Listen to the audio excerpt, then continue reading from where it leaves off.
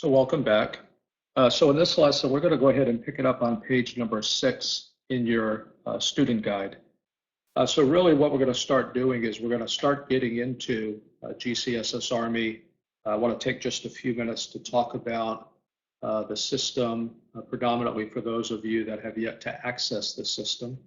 With that, we have to talk about languages and how languages change with this commercial application.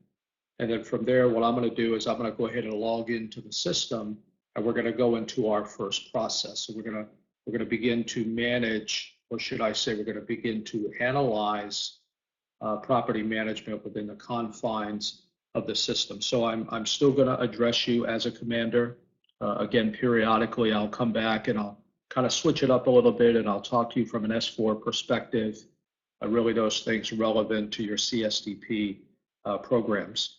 All right, so for those of you that have yet to access the system, I think the very first thing that you have to understand is the system is commercially based. The software is called SAP, Systems, Applications, and Products.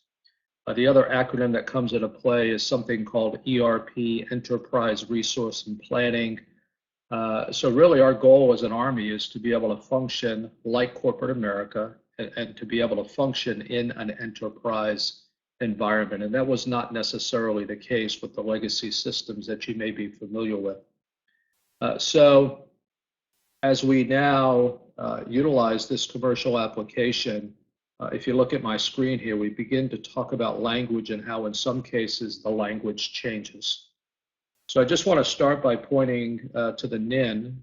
We know that to be the National Item Identification Number. Within the confines of GCSS Army, we're going to simplify and we're going to call that the material number. So in essence, we're talking about the last 9 numbers of a 13 position UIC. Moving down, we look at our unit identification code. A lot of people that have experience in the system think that the force element actually replaces the UIC, and I'm going to say that's not true. The word that I use is association. So I want you to understand that there is an association between a force element and a UIC. And this is the analogy that I like to use. So I think you guys are familiar with DODACs, Department of Defense Activity Address Codes. If you're familiar with DODACs, you know that we use DODACs for requisitioning purposes, right? So generally speaking, we have 3 DODACs that are assigned to any one organization, one for use by property book, one for use by unit supply, and the other used in our maintenance facilities.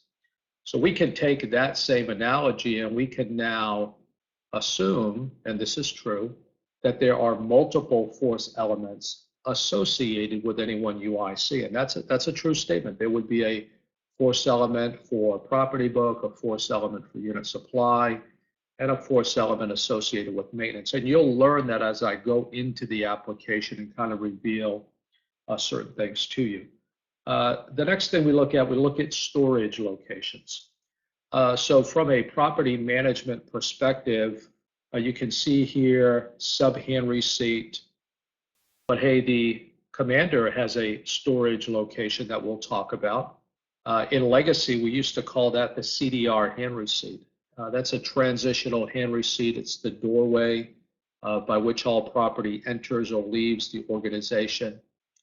Hey, everything that's in your supply room, and we'll talk about the management of provisions and what that looks like going forward. That would be a storage location. Hey, all that shop stock, bench stock that you have in your maintenance facilities, that in turn would be a storage location. Hey, everything that's in a warehouse, that in turn would be a storage location. So that term SLOC or SLOC is going to apply to many different things. So this new term here, even though I'm not pointing to it, everything in GCSS Army from a requisitioning perspective begins with a reservation. And then that reservation is converted to a purchase request. And in some cases, if the warehouse doesn't have that item on hand, it's in turn converted to a purchase order. And those are some of the things that you would learn from a material management perspective and not necessarily in this class, even though I may touch on that same topic later on down the line. Here's the big one here, components. So now we're going to take a component listing, and in GCSS Army, we're going to call it a bill of materials. So now, in my opinion, this is where the degree of experience or education, if you will, is lacking. My concern is this. Commanders don't lose major end items. What commanders lose control of is all associated components. So we're going to do a really, really deep dive in a follow-on lesson about the management of components. At that time, there's literature that I'm going to introduce you to that you'll have access to on SharePoint. And we're just going to go through that. So as a future company commander, you're able to put things into a better light, if you will. In turn, moving down, we're going to talk about how we manage component shortages in GCSS Army. A lot of you are familiar with the term shortage annex. Hey, we have to put that into perspective. We have to answer the question, do we use shortage annexes in GCSS Army? Again, I'm going to go back to literature, and I'm going to show you how the Army says certain things are supposed to be managed. And the goal, my objective, really is to very simply heighten your awareness so you have the right understanding going forward. So now if you look here, PB01 work order, we're talking about a property book work order. Okay, we're talking about a work order process that's almost identical to the work order process that exists in maintenance. Well, we're going to do this from a property book perspective, so you'll see that in a follow-on lesson. The last two things, terminology. So from a property management perspective, when I say to you stock, hey, in essence, we're talking about the major end item. You can see that to the left.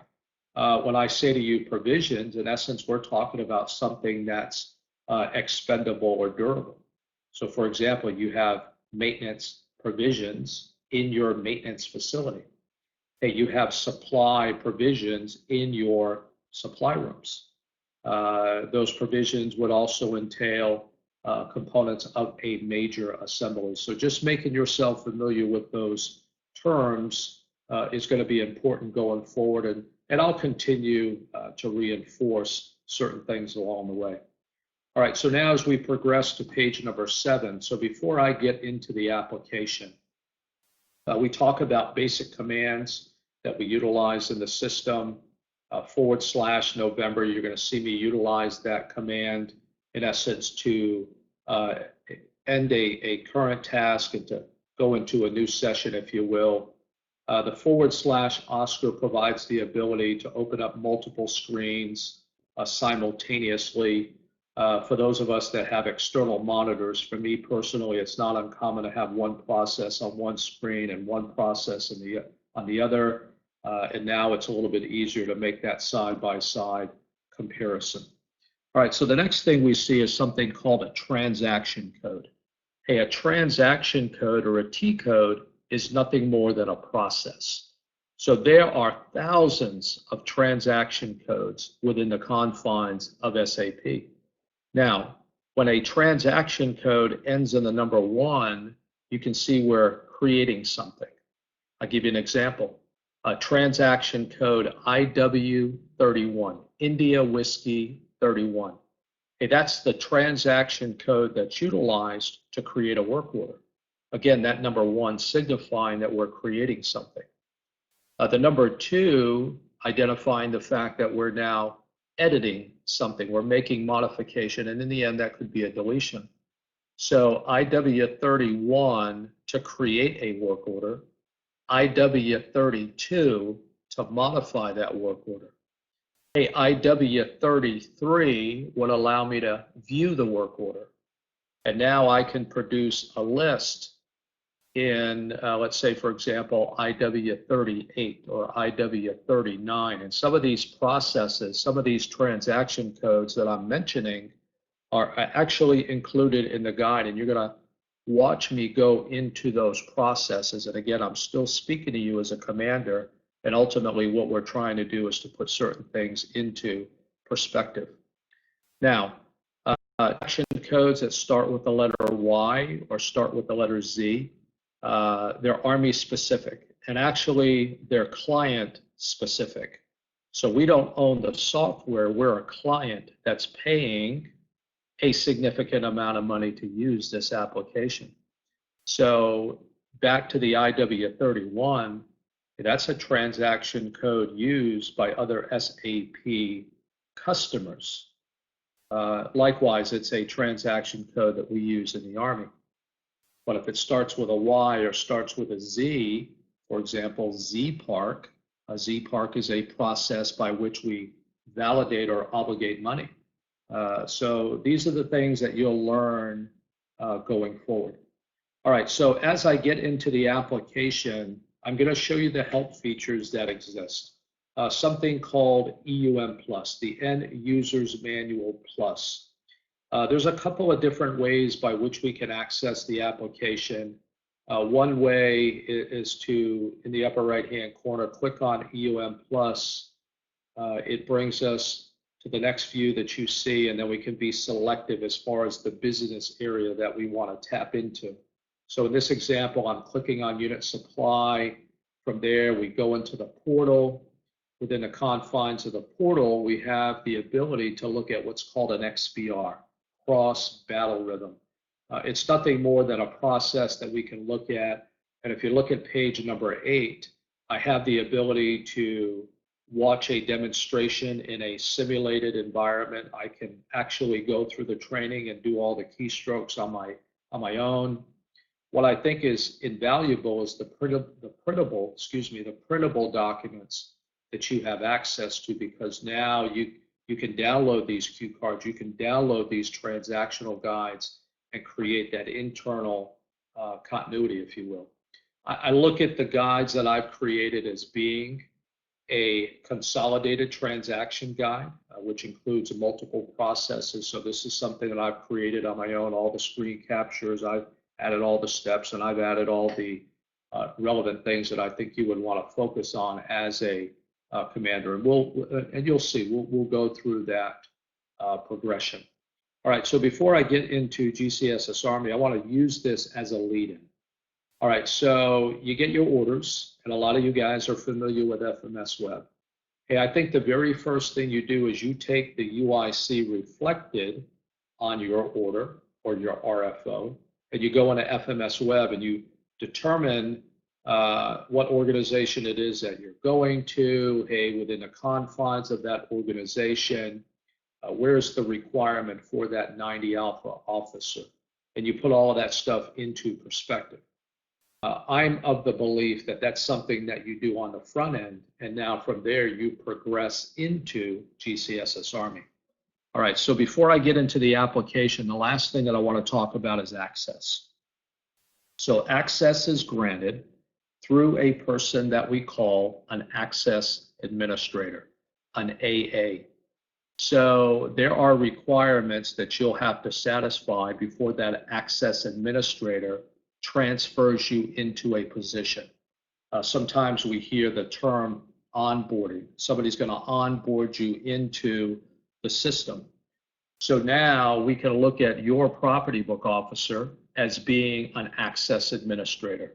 Hey, your property book officer is now going to be the person who's going to transfer you into that commander's role, or maybe transfer you into that S4 role. Now, what I want you to understand is now it's permissions driven. So as a commander, the question becomes, based on all of these transactions, hey, can you read, can you write, or can you have no access at all? So for me, as an example, I have what's called a business display all role that I operate under as an instructor. So for me, I have the ability to read files. I can't write anything, but I can definitely go in and I can read reports, and there's so many things that I can do within the confines of the application. I just can't write, I just can't edit. And a lot of what I'm capable of doing, you will also be capable of doing as a commander or as an S4. So permissions driven from that perspective. All right, having said that, what I'm going to do is I'm going to get away from the handout, and you guys can follow along in your guide, and I would hope that you have a hard copy of the guide in front of you. So we're going to continue on page number 8. What I'm going to do is go into the application. So I'm just showing you what it looks like from the point by which I'm going to log in. So now when I go into the application, if you look up here, I see WinGUI and I see HTML. Okay, so in order to use WinGUI, you have to have WinGUI software loaded to that computer. Okay, so generally speaking, everybody understands the requirements to access the system. The S6 predominantly understands something about the WinGUI software application. So you're not going to have any difficulty in getting that application loaded to your computer. Hey, you come in as a commander, guess what? That application's already been loaded because the outgoing commander was utilizing the system. So you're just kind of falling into that. So what I'm going to do is I'm going to click on WinGUI. It's going to take me into the application. And then once I get into the application, this is where I'll talk about basic navigation, and I'll continue to reinforce that throughout. And this is where I'll take the liberty of showing you the help features that yourself and your subordinates have access to. All right, so in just a second here, I'm going to come into the application. I'm going to see what they call the watermark on the excuse me, front end of the application. All right, so here's that watermark that I was describing. You have the ability to create favorite folders. You know, I have teaching responsibilities over log bullock, so you can see I've created a folder for them. The Captain's Career Course created a folder for them just as examples. In the upper left-hand corner here, this is what we call the command field. So really two ways by which I can access a process. One would be to type the transaction code in that command field. The other would be to create a favorite folder, and within the confines of that favorite folder, I can add, you can see all of these processes that I'm pointing to. So what I'm going to do in the handout is I'm going to do everything from the command field, okay? All right, so now what I'm going to do is I'm going to go to the command field, and on page number 8, we're going to go to a transaction code that's going to allow us to analyze the logistical data. There's some things that we're going to analyze on the front end, and then we're going to go in and we're going to do a deeper dive regarding the property that's within the confines of a specific UIC. All right, so now you can see here step number 1 in the command field. I'm going to type /November. Hey, I'm opening up a new session. /India Sierra Delta Foxtrot Papa Sierra /LSP2. I'm listening to myself as I do this. The process and all the steps included in that process, I've incorporated those steps into the guide. I want your focus to be the management of a process. So you're going to learn how certain things are done within the confines of the system, and that's what you're going to be most mindful of. Okay, and you'll see what I mean as we progress forward. All right, so now I press enter, and now ultimately what it does is it takes me into the application. Now, the easiest way to gain access to help is I can come here to help, and in turn click on GCSS Army Help.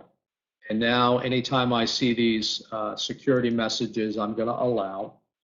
And what happens is when I look at page number 9, it opens up what's called an STT search. I apologize, I don't know what that acronym STT stands for, but I can see processes that have been configured within this query, if you will. So, hey, display organizational structure. If I wanted to, I can click on and open up a transaction guide or open up a cue card, or I can see the simulation, or I can complete the training on my own. So this is the resource that you would use. Better yet, this is the resource that your soldiers should be using when they encounter difficulty navigating throughout the system. All right, so what I'm going to do is I'm going to come out of that search. So now I'm back within the confines of LSP2. On page number 9, step number 2, hey, I'm going to click on the load force element folder, and you can see I'm lighting up that folder. Hey, I'm going to query a 6-position UIC Whiskey Echo 35 Alpha 0. Hey, I'm going to look at a distribution company that's in a support squadron. These guys belong to the 2nd ACR. All right, so now I'm going to go ahead and click continue. All right, and the very next thing that I see, we'll talk about at some point, we'll talk about the extension on this UIC, what we call an object abbreviation. And the only thing I'm going to do here is now I have the header highlighted. I'm just going to copy. Okay, so now in essence, what I'm looking at is I'm looking at 3 panels of information. Okay, I'm looking at the organizational structure panel or pane. I'm looking at the force element details pane, and I'm looking at the object pane. So lots of information within the confines of this one report. All right, so now I'm going to go to page number 10. And now what I'm going to do here, it says step number 5 in the organizational structure pane, if you will. I'm going to go ahead and I'm going to expand this. And now what I'm going to do is I'm going to start looking at all of these abbreviated objects. However, before I do that, step number 6 says, I'm going to click on the navigation view icon. Watch what happens. So in essence, I removed that object panel. All right, so now if you look at step number 7, here are the abbreviations that we want to focus on. So you can see I'm looking in this column here. So I see an abbreviation of SSA. We know that to be our warehouse. I see an abbreviation of log. Now log is in a planned phase, okay, so log is not currently being utilized. So for example, that's something that could be activated, if you will, during periods of deployment. The next one that I would be looking at is Papa Bravo for property book, Uniform Sierra for unit supply, and Mike November Tango for maintenance. So now I learn this going forward. Hey, I can look at that UIC, I can look at the object abbreviation associated with that UIC and quickly determine what it represents. All right, look at the lower portion of page number 10. All right, so now I'm looking at storage location. So now storage location here, I'm looking at Alpha Alpha Oscar Lima. And what I want to do is I want to look at the very next page, and then I'll just mention the notation at the bottom of page number 10. All right, so on page 11, I created this little box here, which in essence puts the naming convention of these storage locations into perspective. All right, so very simply, if it starts with a letter, that means it signifies a storage location for stock, and we know that to be the major end item. If it starts with a number, so for example, this is property book, and if I come to the right, a unit supply, here's my provisional storage location that starts with a number. So really just putting those 2 things into perspective. Now, in the lower portion of page number 10, without turning back there, basically this storage location is like that CDR, hand receipt, and legacy. Hey, it's the doorway by which all property enters or leaves the organization. And in a few minutes here, we're going to go in and we're going to analyze that storage location to see if there's any equipment that's in a transitional state. All right, top of page 11, the next thing I'm looking at is a requisitioning storage location, a unit supply, 0 Alpha 3 Hotel, maintenance 0 Alpha 3 Juliet. All right, the next thing we're going to look at what's called a type unit code. So 930 in comparison to 920, 950, and 910. So in essence, if you look on page number 11, 910 for maintenance, 920 for property book, 930 for your supply support activity, 950 for unit supply. Now, in a nutshell, here's the driving force behind the type unit code. Now, the type unit code ultimately determines the class of supply that business area, if you will, is capable of ordering. So for example, if you look at maintenance, maintenance is predominantly ordering class 9 repair parts. Hey, they don't have the permissions to order class 2 items that fall within the realm of your supply room. So in my opinion, it seems like there's this kind of safety net or this mechanism that's very much in play. All right, the last thing that we're going to look at is the DODAC. Let's see, DODAC, I'm going to have to scroll to the right a little bit. And we know that to be the Department of Defense Activity Address Code. So this would be my DODAC for property book. This would be my DODAC for unit supply. This would be my DODAC for maintenance. All right, so let's establish some relevancy here. Why did I go into the report? Hey, I'm a commander. I think it's really important on the front end that I establish what data elements are associated with my unit. Because reality says there are other processes that you as a commander can go into that will show you what's in a transitional state. Hey, what will show you that's on a sub-hand receipt, or what will show you what's in your supply room. So that's really the driving force behind the approach that I'm taking. All right, now if you look at, let's see, step number 8 here. So under force element details, this is where we have the ability to actually look at authorized and actual personnel. So here I'm doing nothing more than just expanding. Hey, from there I can expand commander's representative. I can see the actual person that's in, or persons in this case, that are actually in those positions. Hey, I value the audit trail that exists in the system. For those people that have the ability to create files, for those people that have the ability to modify files, all those keystrokes are captured. So let's say something comes into the unit and the receipt is processed. What it's going to do now is take that person's DOD ID number, and now it's going to be captured in a report. And we're going to be able to use those reports for verification purposes, for auditing purposes, for causative research purposes. So again, I value the audit trail that exists within the system. All right, so I'm on page number 12, and step number 10, I'm going to go back to the navigation view icon. And now you can look at my screen, and now the only thing that I'm looking at is that object panel. All right, so within the confines of the object panel, step number 11 says I'm going to click on the material planning object. All right, so that's not a language that we talked about on the front end. So in essence, what it means is a material planning object is associated with a line item number. And I think you guys are familiar with line item numbers as it relates to accounting for that major assembly. So for example, I'm pointing to this material planning object, which is associated with line item number 70227 November. Now, in essence, what we're looking at, if you look at the note here, it says the report shown above includes all material planning objects assigned. Review the start and material indicator columns to see both the current and projected requirements, along with the authority that allows the unit to be in possession of that equipment. So in essence, that's what we would see here. We would go through a systematic process.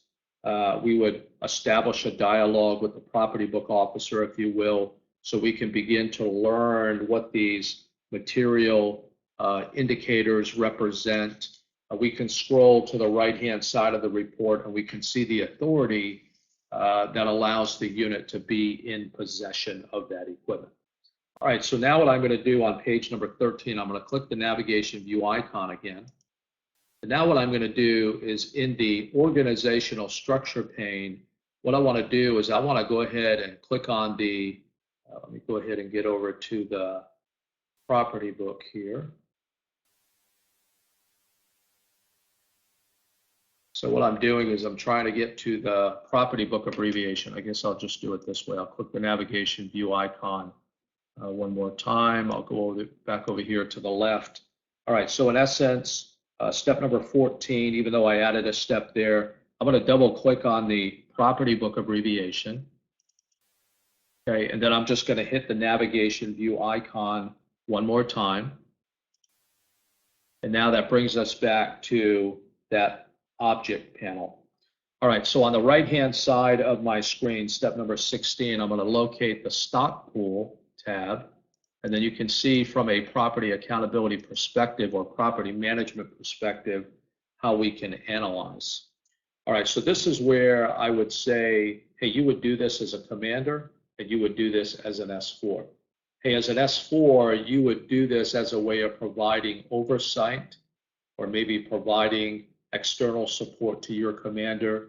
I think it's definitely something that you would do as a part of your command supply discipline program as it relates to evaluating the overall accountability state in that unit. All right, so now if you look, bottom of page 13, the instructions are going to be on 14. What I'm doing is I'm going to click on the S-loc here. Now, reminder, commander's storage location, Alpha Alpha Oscar Lima, and we can correlate that to that legacy CDR hand receipt. Hey, some of you guys are mindful of that hand receipt because you would say, hey, Robert, that hand receipt should not have any property on it. Why? Because stuff comes in, supply sergeant identifies who that stuff goes to, and they issue it out accordingly. So let's see what's happening here. So I click on the S-loc tab, and now it's empty. And rightfully so, it should be empty. Now, because I'm on the live server, this is kind of hit or miss, so I'm not really sure whether or not there's going to be anything to view. So what I'm going to do here is I'm just going to go ahead and hit the back arrow. Let me kind of change the navigation view here. And then what I'm going to do, I'm just going to type in another UIC, and then we'll pick this back up again. So let's go Whiskey Echo 35 Bravo 0. Let's see what's happening in our Bravo maintenance company. All right, so I'm just going to double click on the property book abbreviation. I'll click the navigation view twice, back to the stock pool tab. So now in the Bravo company, Alpha Alpha Oscar November is assigned to the commander. I click on the S-loc and look. So right now there's one piece of equipment that's sitting in that transitional state. So if you look here, the note on the top of page 14, it says, hey, the commander's S-loc should only include those items pending issue, lateral transfer, or turn-in, and review the last movement date as appropriate. So this is where GCSS Army is a little bit different from Legacy. So in Legacy, yeah, the goal was to keep it clean, right? Everything moves accordingly, everything's further sub-hand receipted as appropriate.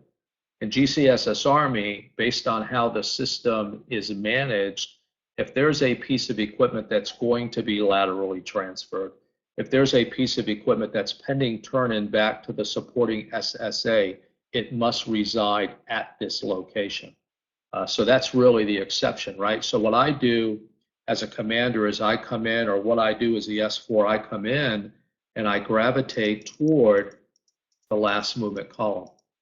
All right, so hey, we're doing good here because I look and this item's only been sitting in this location since the 4th of May. Excuse me. Hey, that's great. I think this is business as usual, but I will tell you personally, I look at units where this is horrific, and I look at units that I try to explain to the commander, look, guy, that stuff's been sitting out there for the better part of 2 years. And oh, by the way, you just told me that you've only been a commander for 6 months.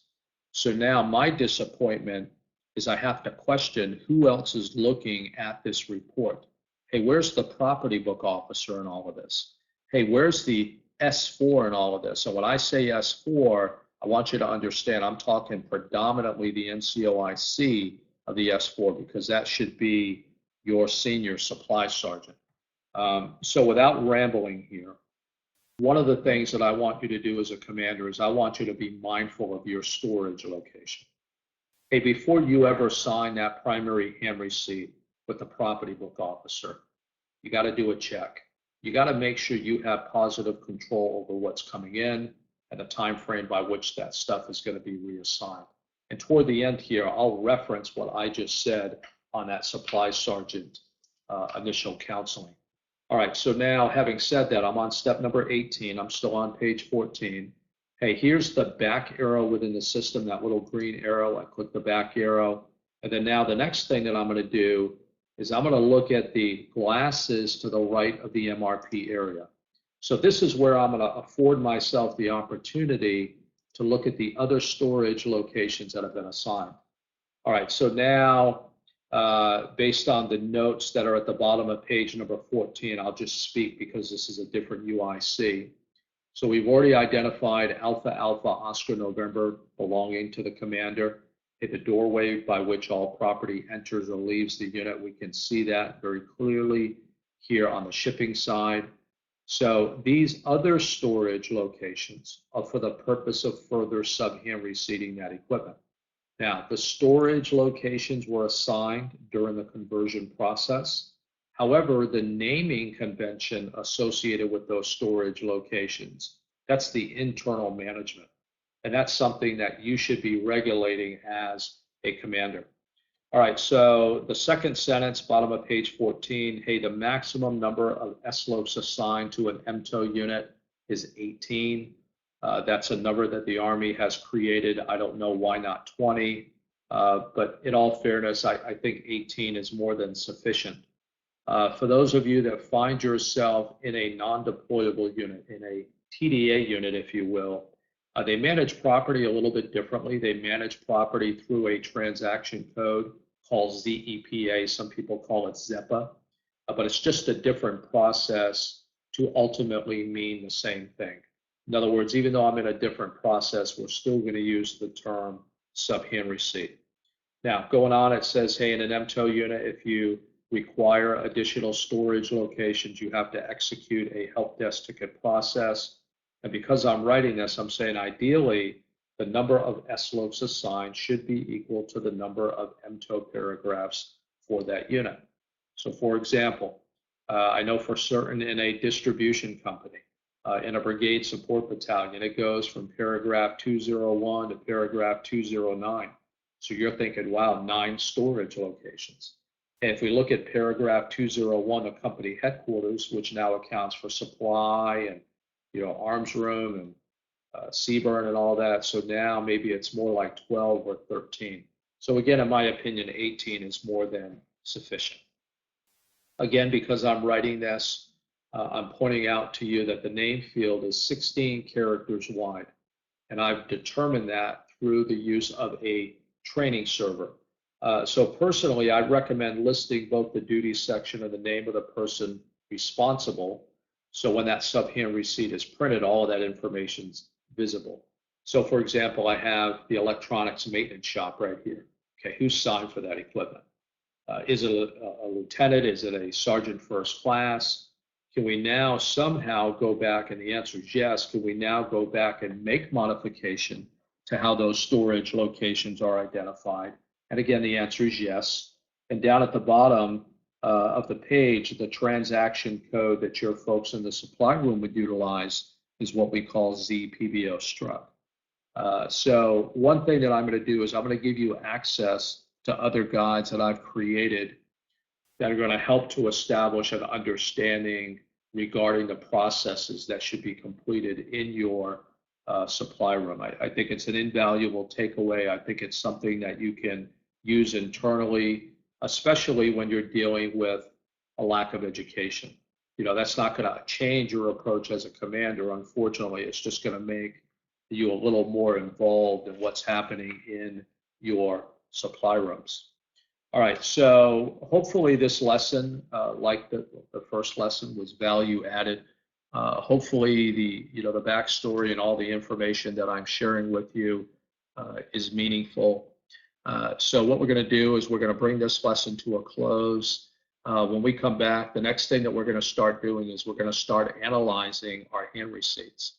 We're going to start with the commander's primary hand receipt, and then from there we're going to progress into our sub-hand receipt process, and we'll talk more management and the things that you would want to do as a commander relevant to updates and things of that nature. So hopefully you're finding all of this to be beneficial. You guys take care, and I will see you shortly, okay? Thanks.